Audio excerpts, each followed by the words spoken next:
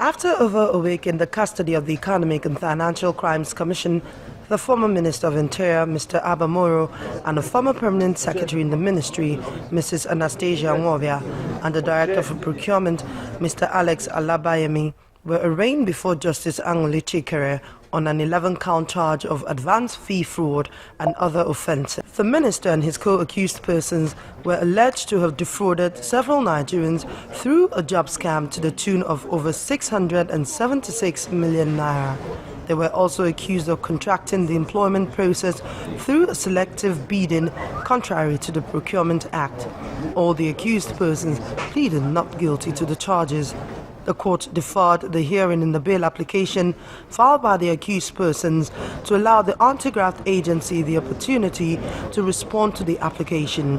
The court, however, obliged the plea of Chief Chris Uche, who is the counsel to Mrs. Anastasia Nwobia, to extend the administrative bail granted to her pending the hearing and determination of their bail application. What the court merely did, because the motions served on the prosecution needed time to respond, and the matter is being adjourned to Wednesday, and therefore there was no need for the prosecution to oppose the same administrative bail which they had complied with and which they had offered and which the second defendant had complied with. So that's why it was extended to cover the period in between now and when the formal motion will be argued. Counsel to the fourth accused person, one Mahmoud Amadu, and his company, Drexel Tech Nigeria Limited, who is said to be at large, have this to say of his client.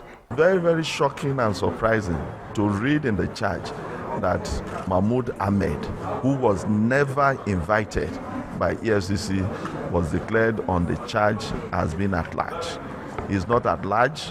He would make himself available before the court to show that he has nothing to hide and is not running from any justice. If you have not invited a man, how will he know that there is any specific allegation against him?